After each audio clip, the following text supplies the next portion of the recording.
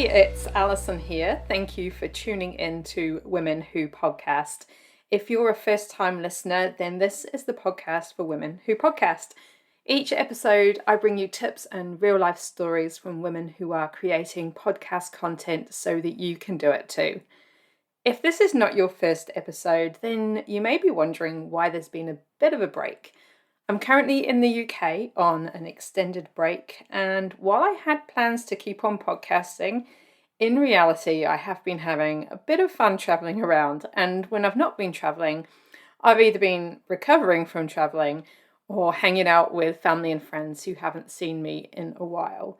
Just a few of the places I've been to have been to Glasgow, Dundee, and Edinburgh in Scotland. I've been to Finland and just come back from a long weekend in the Netherlands. So, quite a bit of travelling going on and a few more places to get to. But I do have a couple of great conversations coming up for you. This episode is an interview I did on the Spandex and Wine podcast with Robin Hackney. And if you've not listened to Robin's show before, then I hope that after this episode you queue up some more of hers. And I also recently had a chat with podcaster Aoife O'Brien, the host of the Happier at Work podcast. And we talked about guesting on other people's shows and the short and simple email that you could send first.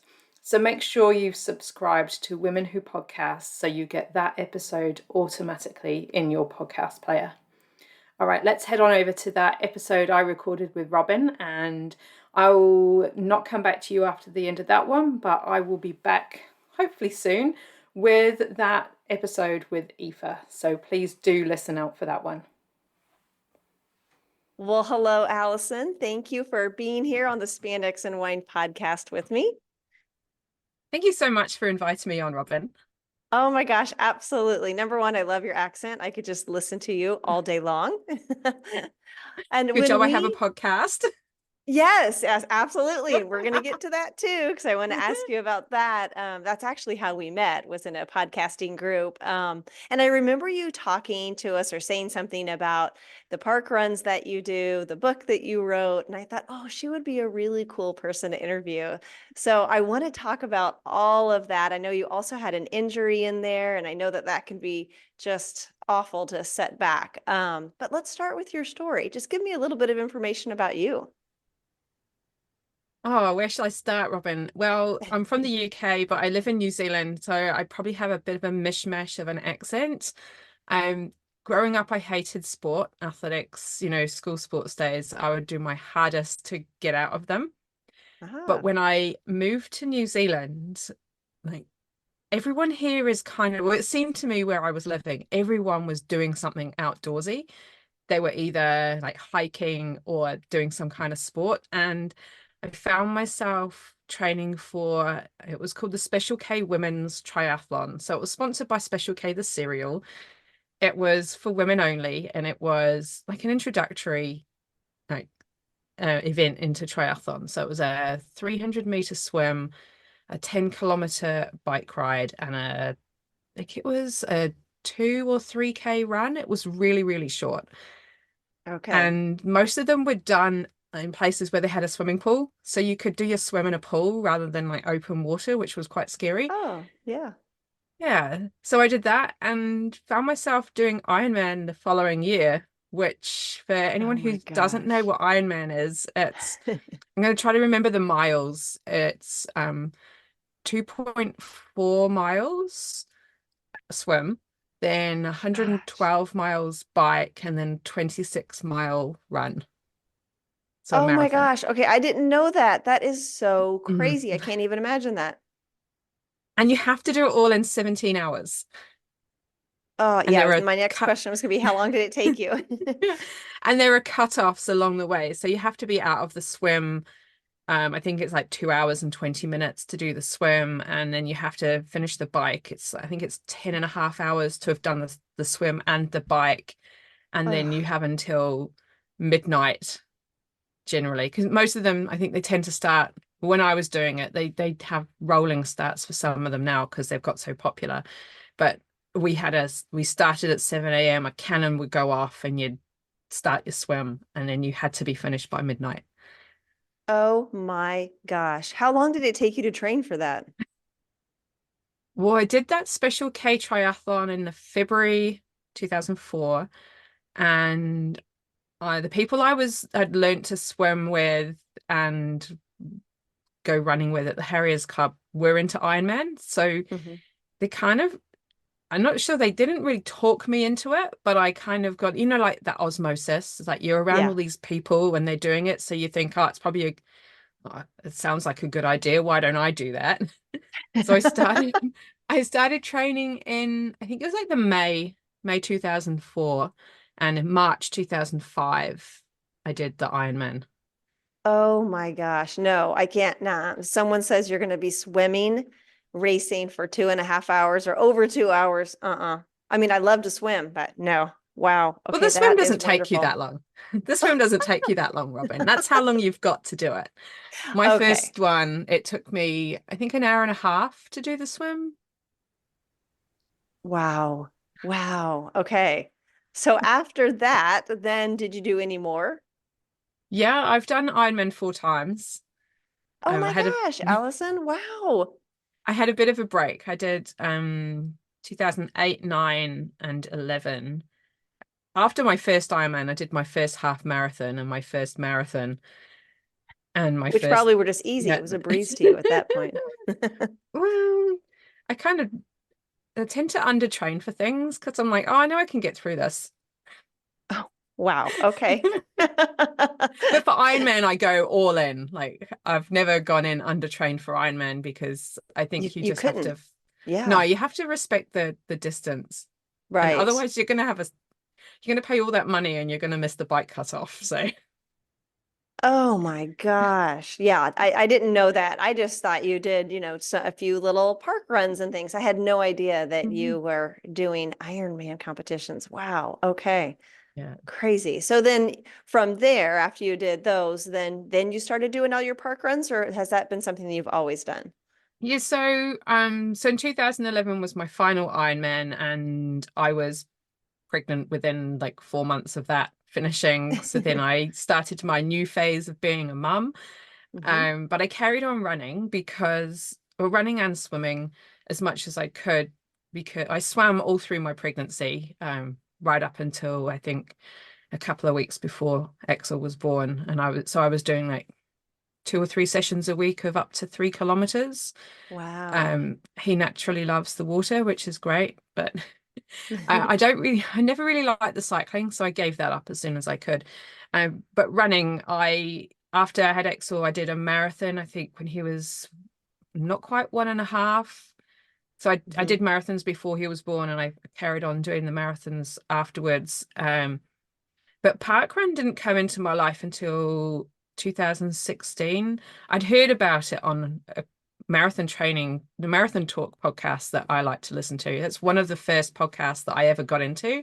Okay. And yeah, so I would listen to it while I was training for my marathons, and they would talk about this thing called parkrun because one of the presenters was quite involved with the parkrun organization at the time, and the other presenter also liked going to parkrun. And it seemed a bit unusual that these marathon runners would talk about an event that was only 5K, 3 miles. Hmm. But now that I've experienced it for myself, I can definitely see how people can really get into it. So I heard about it, I think 2014, 2015 is when I started looking into it. But my nearest one it was an hour and a half's drive.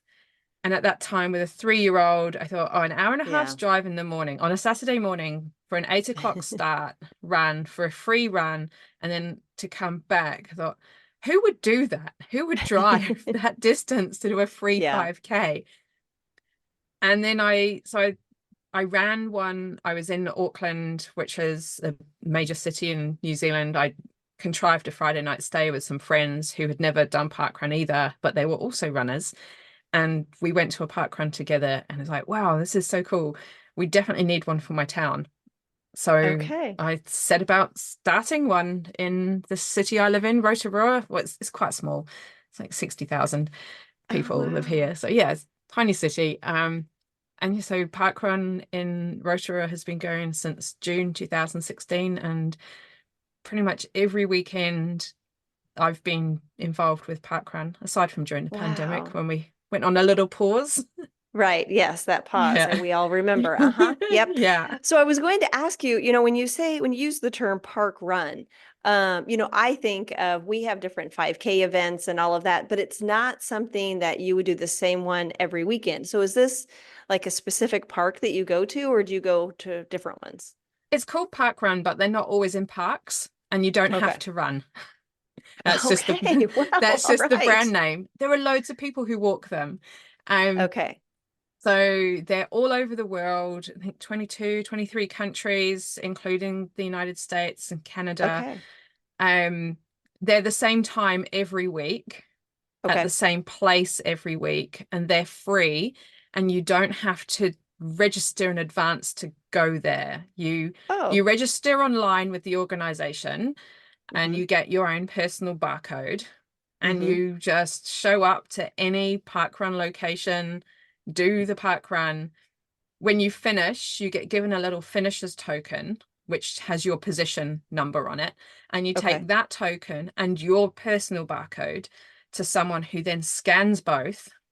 Mm-hmm. The parkrun keeps your finish token, you keep your personal barcode, and then you get sent your results. So you can track how you're doing. I mean, if you like to do that thing, you can track Uh-huh. how you're going, whether you want to get faster or, improve your age grade, or you can just, you know, just see I love where it. you finished. Yeah, it's cool. Yeah, no, it's a great way to keep track too and hold yourself accountable, and be able to compare how you're doing. I think that's fantastic. That's so cool. I need to look it up and see where the closest one is to me. Yeah. Yeah, my Very at my cool. park run, we have Jake is 4. He comes with his mum. So 4 is the youngest you can be to get your own barcode. He walks Okay. with his mum, and then we have Neil, who's 87, who walks with his 2 sticks now and his knees all strapped up. Wow. Yeah. Yeah, and you can wear whatever you like. You don't have to be in lycra, spandex. You don't have Yeah. to look like you're just going to the gym. Um you can wear whatever. I've seen pictures of people walking parkrun in jeans. Yeah.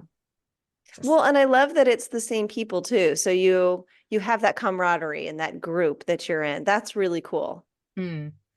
And Yeah. we have I remember I heard from one of my friends at our local parkrun, because you know how I said I thought it was a bit odd that people would drive an hour and a half, or I would never drive an hour and a half to do a free 5K. I actually do drive to other places to do the park runs because I discovered I like that variety. But at Yeah. our park run, we have quite a lot of families who come along, but there's an older man in his 70s who comes, and his daughter's in her 50s, and he said that he sees more of his daughter now that they go to parkrun than he did beforehand.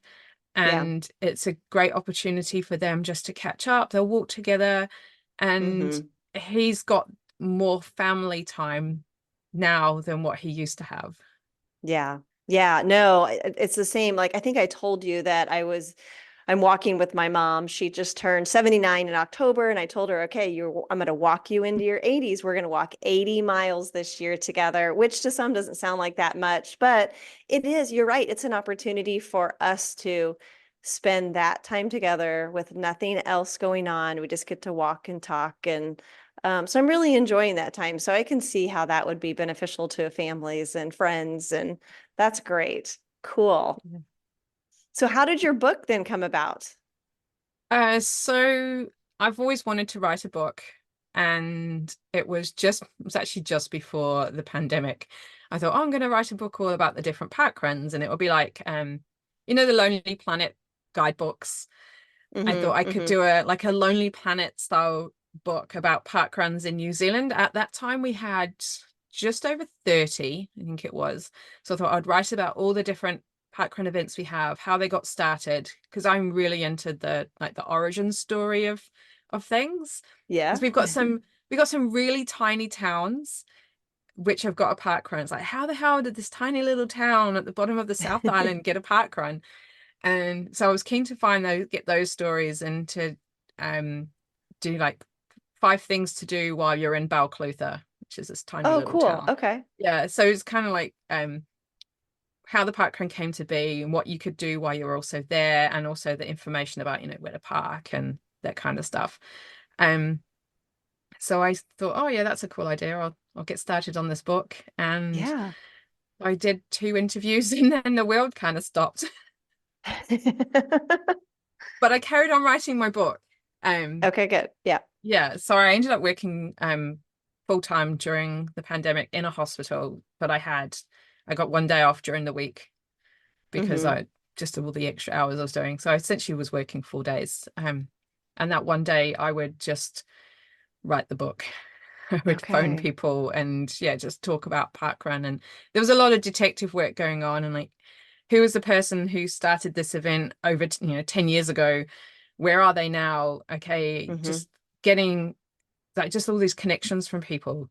Just going to Yeah. someone and it's like, oh, do you know the person who started this event? And it's like, yeah, but all I know is that they're now working here, or so and so will know them.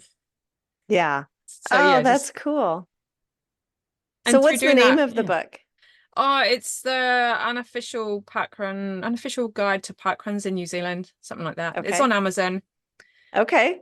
Okay, Just search up cool. parkruns and New Zealand, and my book will show up. And the front cover is a stunning photo from East End Parkrun in New Plymouth with Mount Taranaki behind, and 2 runners looking like they're having a great time. One's an older man and one's a younger girl.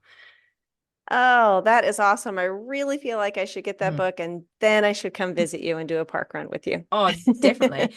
And our parkrun is when it comes to parkrun tourism, because that is a thing, you have people who Okay. travel around the world just to go and do a parkrun and then have a holiday at the same time. Yeah. If you come to New Zealand to do parkruns, you have to do the parkrun in my town.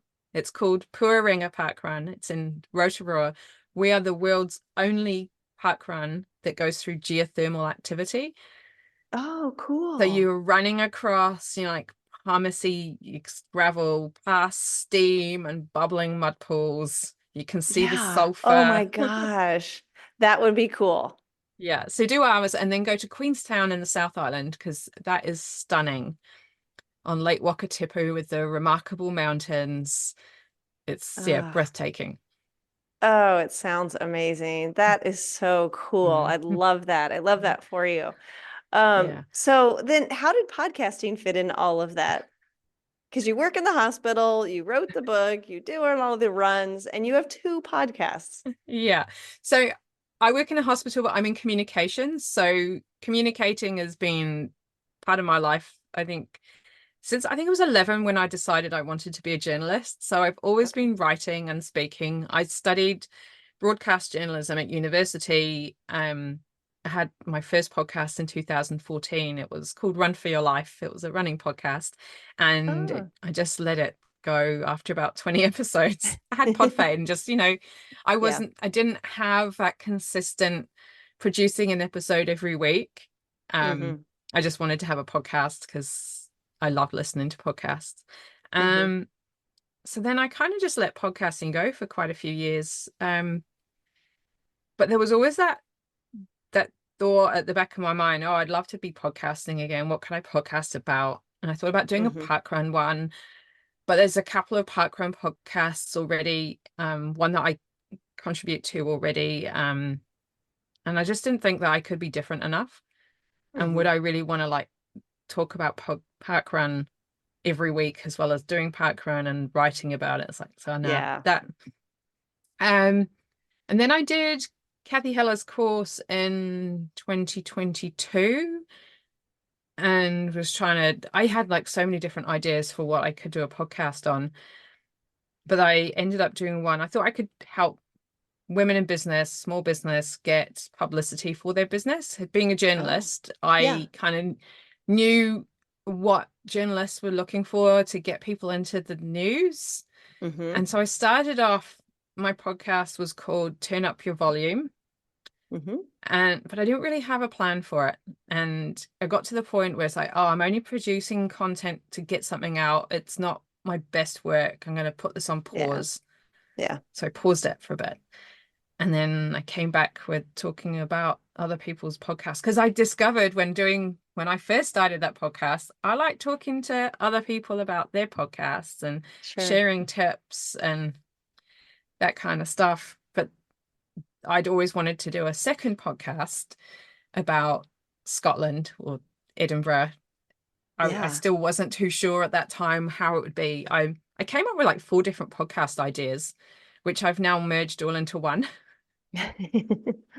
So I'm combining That's great. everything. Yeah, so I'm learning Gaelic, I'm learning the bagpipes. I love to go on holiday in Scotland. My dad was Scottish, so I've got that family history Mm-hmm. connection. My favorite author is Scottish. So I started a podcast called Scottish at Heart, which I'm Mm-hmm. now rebranding to Our Scotland. And I'm going to be talking with all my guests. We're talking about their perfect day in Scotland, their perfect Oh, 24 okay. hours.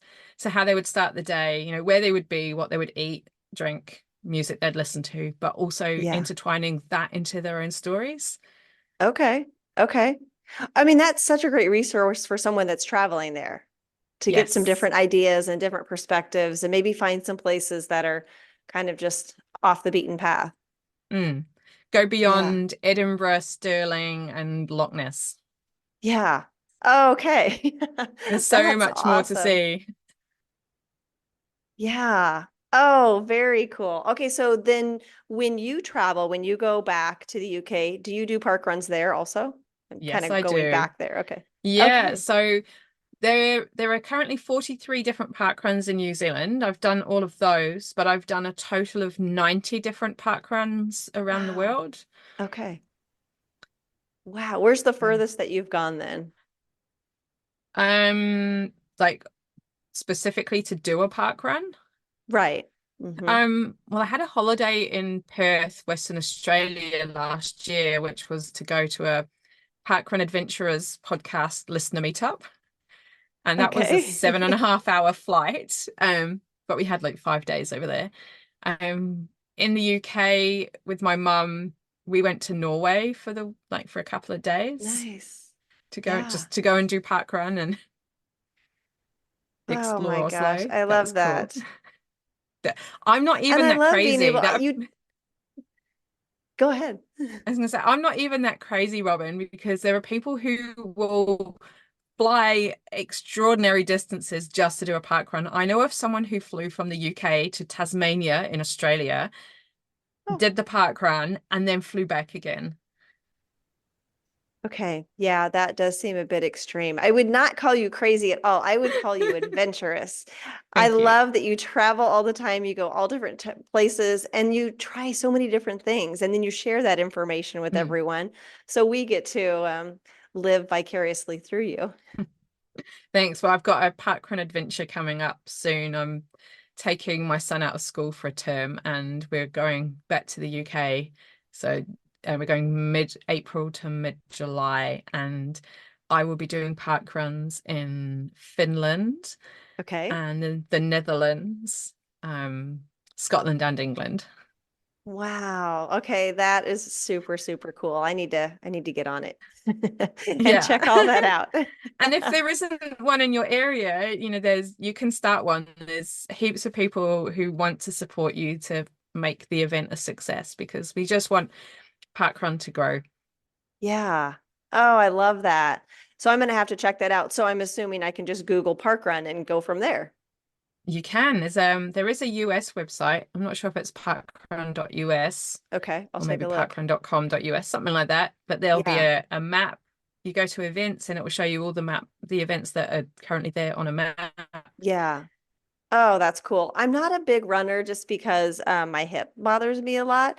And I know Hmm. that you had an injury not too terribly long ago. So that had to have been really hard for you to not be able to do your runs then. Yeah, I'd been running, I think it was 520 days into a run streak when I broke my ankle, and Ugh. I ended up in the hospital where I work. And so the doctor who I saw in the emergency department, she was pretty straight with me because Hmm. we knew each other through work, and so she didn't treat me like your regular patient. And I was like, am I going to be running anytime soon? She goes, not for a very long time. Ah, And I kind of thought it would only be a few months, but it was mhm. actually a year before I was able to start running again. Could you go and walk at least, or was it just too much? Yeah, so I broke my ankle. It was January the 30th, 2022, and I was starting to walk, thinking about the April. I was walking with crutches and a Hmm. moon boot. And I did Wow. my first walk without the moon boot, I think in May, but still with a crutch, and I probably Hmm. shouldn't have done that. Um, but yeah, it was Yeah. real slow. Oh, I bet. That doesn't sound very comfortable with the crutch No, there no, either. no. Wow, that's a long way to go with that injury. Oh my goodness. Mm. Well, I'm glad that you're back at it. I'm glad that you're recovered and all is well now and you're able to do what you love. Yeah, and I've kind of I've started my run streak again, and I've noticed that I'm feeling fitter, and it's not so much about being faster, although that's always a nice benefit, but just Hmm. being out, being able to get up and go outside and feel the fresh air on your face. And you could get to choose whether you want to run or to walk. It's your Hmm. choice, it's not one that's already been made for you because of the injury. And yeah, so it's a non-negotiable now. That's what I do every day. Oh, that's wonderful. And then your son goes with you? He comes to parkrun, yes, but he volunteers. So Okay. parkrun, you can do parkrun in any way. You can run it, walk it, volunteer, or just Okay. spectate. And so Okay. he volunteers. He's the one who hands out the finish tokens at the end. Oh, okay. Well, that's fun. That would So be he rewarding has, to see everyone. yeah, so he has that interaction with strangers and people who he knows, adults who aren't teachers.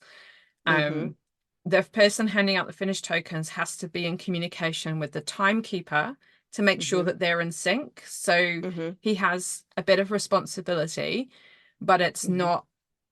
it's not anything that can't be fixed if things go Yeah. wrong. If you know what I mean? It's like Yeah. so long as we'll try to fix it as best we can. It's no big deal. Yeah. Yeah. Well, I love all of that for you. I just think Mm, it's amazing. And I love that you're including family and setting that example. It sounds like he's just following right in your footsteps. So that is yeah. amazing. Yes. But I have to tell you the Oh, best thing about parkrun, okay. Robin. Yes, tell me. It's not actually the parkrun itself. It's the afterwards getting to just chat with people and Yeah. that whole community aspect. It's Hmm. never even the person who came up with the idea, he says it's never been about the run, it's all about the community afterwards. Because the Yeah. guy who set it up, he was injured. He was a runner, he was injured. He missed his friends because his friends were runners and he would see his Okay. friends when they were running together. But when he was injured, he didn't see his friends because he wasn't running. So he got quite Uh, lonely. And so he yeah. started a running, thought, oh, I'll come up with a running event and you guys show up and then we'll go for coffee and cake afterwards. Oh, that sounds lovely. So that's what we do. It's all about the cake, Robin. I don't know. I think I've seen some ice cream in there too. I've seen some of Oh, your yeah, posts. yeah. I'm all about the ice Oh, no, cream. that's wonderful. And you're right. I mean, everything comes down to relationships and having those connections. So Mm, that's super cool that you have that community that you can go to and have fun with. yeah. Yeah. Nice. Well, I really appreciate you taking the time because I know for you it is, for me right now, it's lunchtime. For you, it's tomorrow and it's 6 in the morning. So it's before work for you. So thank you so much for doing this. Tell the listeners how they can find you, again, how they can find your book, both your podcasts, everything. Spill all the beans. I have a website which is alisonfraser.co and both my podcasts are on there. My book I actually wrote under my married name, but if you just look up Parkrun New Zealand, it's by Okay. Alison King, it will come up there. Okay. Um, um, yeah, I have an Instagram for my parkrun. My kind of brand within parkrun is runs with a barcode because you Oh, run with okay. a barcode. Uh-huh. And so if anyone is into parkrun, I have a Facebook group called Runs with a Barcode Clubhouse, and we just talk parkrun and cake and coffee and best places to go for a parkrun, that kind of thing. Ah, that's great. I think all my clients listening to this, they're going to be like, wait a second, I just did my workout. Where's my coffee and cake? It's all about balance. True. Absolutely. Yeah. Well, thank you so much, Alison. I truly appreciate you being here. Oh, thanks for having me on, Robin. Any opportunity to talk about parkrun, I am there. Oh, I love it. You've been listening to Women Who Podcast, the podcast for women with something to say.